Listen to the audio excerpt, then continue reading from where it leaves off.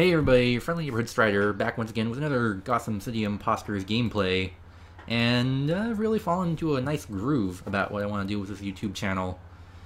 I'm tired about talking about games and post-game. If I'm going to talk about video games, it's going to be in live commentary, like with that Mass Effect 3 upload I did.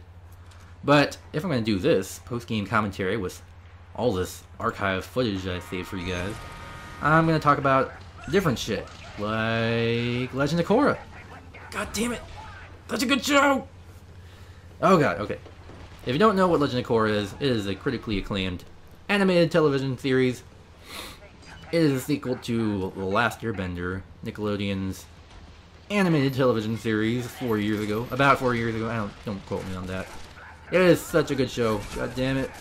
Why aren't you watching it? Okay, I can save that for later.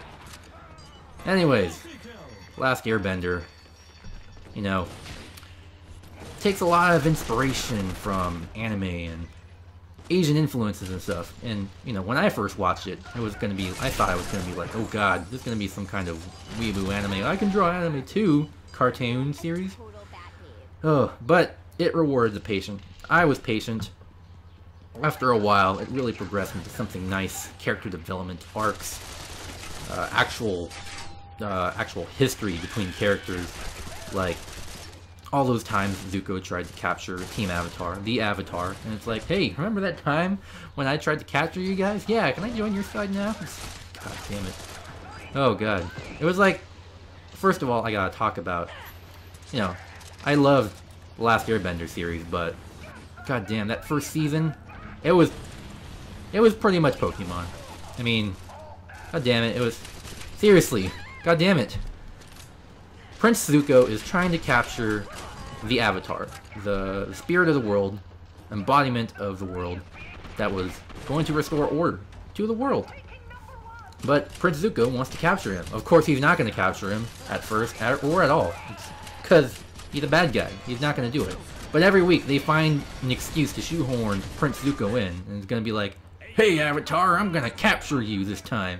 And then he fails, and then the next episode next week is going to be like, alright, I'm back, Avatar, and this time I'm going to capture you for sure. This time with the help of pirates.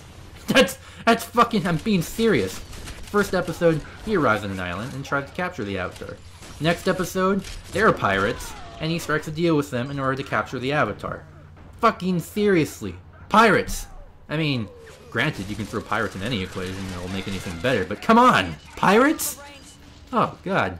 But that was in the past. That was early on.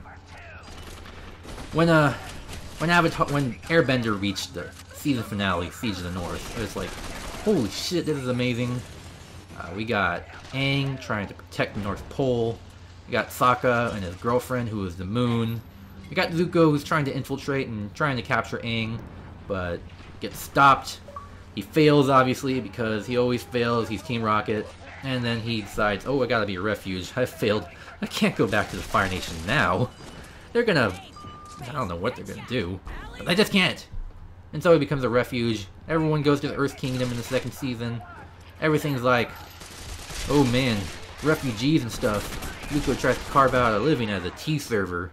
And then, in the last season, he returns to the Fire Nation. And he's like a prince and shit. But, of course, later on, it just becomes amazing. Confronts his father, the Fire Lord Ozin, and is like, okay, I'm gonna do this again. But I just about lost my shit when he said those words to Fire Lord Sozin in Season 3, in the Fire Nation. He's like, something to the effect of, I must restore balance, I must help restore balance to the world alongside the Avatar.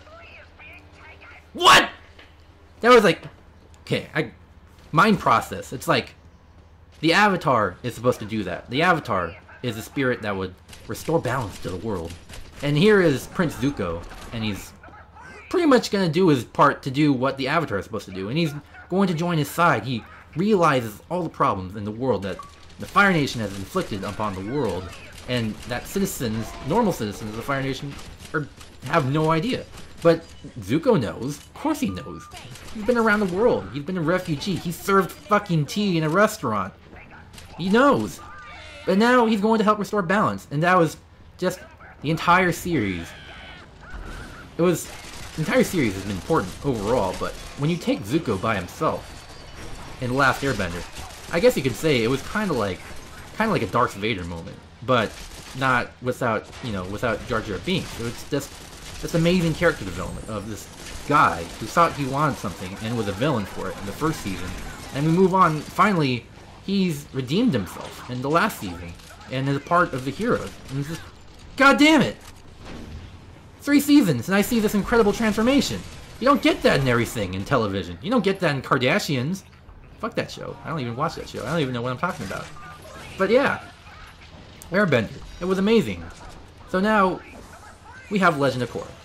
It is it's a sequel. It's a goddamn sequel, alright? God damn it, I can't talk. It is a sequel to The Last Airbender, and it has just kept up this same level of quality, maybe even more, because Airbender was like 3 seasons of character-driven action, drama, I don't know. But it was a cartoon in Nickelodeon, so they had to like fill out tons of seasons. Korra is more of a mini-series. It's gonna be like around 12, I think. 12 episodes in the first season. There's a second season on the way, but it's for sure gonna end on 2 seasons. And it is just packed with so much stuff. Like, if Last Airbender took, I don't know, 3 episodes to resolve something, Legend of Korra just did it all in one. It is just, goddamn, so many feels. That is the word of the day on Tumblr. Everyone talking about Korra was on Tumblr. It's just too many feels. Oh god. Alright, so where do I start about Korra, about these feels? I mean, first of all, what makes the show so amazing in the first place is that it takes the established, it still retains the established continuity of Airbender. You don't have to worry about rules changing, lives changing, well, or time is changing, but it's still established that Aang saved the world, and Toph made a police force of metal benders. This is awesome thing that she invented as a kid. It's all still there. There are still weird animals there crossed over. You don't see a lot of it, but you see Naga is a polar bear dog. It's pretty amazing, really. Great design. It's just, the point is, the established continuity is still there, and it's still there for previous fans of Airbender to latch onto. But second reason, which maybe I should have done first, was that all these major characters of Legend of Korra are teenagers. All the kids in Airbender were pretty much kids. I mean, even the oldest people were around, what, 12? But Legend of Korra just feels a lot more mature in its direction. Most of its direction. I mean, romance subplot is kinda bad. Nobody really cares about... I mean, people used to care about Mako in the beginning. It was just this firebending guy. But now, the romance subplot has kind of worn itself thin. But hey, I can't begrudge him for it. It's...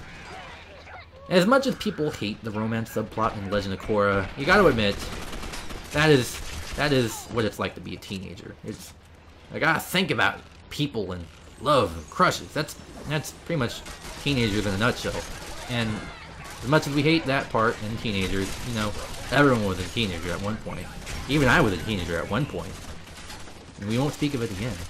But, yeah, it's much more mature in that sense. I mean, ignoring romance.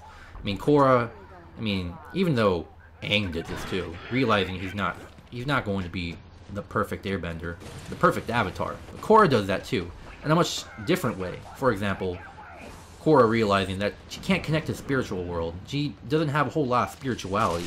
And it's kind of important because Republic City, where the series takes place, it's lost its connection with the spirit world. It's very technological and advanced, but nobody's praying to spirits or worrying about the gods or anything. No, nobody's doing that. Everyone's driving cars called Satomobiles and working in fancy factory jobs where they shoot lightning for power. Everyone's doing that. Nobody really cares about how the moon is the spirit of Sokka's ex-girlfriend. Nobody's worrying about that, really. But Korra, okay, well, I spent long enough trying to explain, even briefly, about Legend of Korra and how amazing it is. I gotta really spend time on this week's episode. I'm recording on June 16th. I just saw the episode. Holy shit. Lin Bei Fong. God damn it. Such just such an incredible moment. It's like everyone's crying about Lin, but I, for one, it's like just the most epic bro salute fist thing ever. God damn. It's just when she just turns back and saves the Airbender family. Whatever happened, don't turn back. She goes over to these blimps and she just tears these motherfucking blimps apart with her bending. And then she is of course captured because her weakness is electricity, like most people. And then she is confronted by Amon, the bad guy who we still don't know anything about.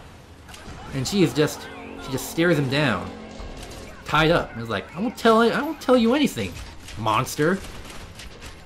God damn. We salute you, Lin Beifong. Everyone had to run in that last episode. The token Airbender retreat episode, but we will return. But Lin Beifong, you will be remembered. God damn it. Watch Legend of Korra. This has been your friendly neighborhood Strider. Telling you to watch Legend of Korra, damn it. Later, guys.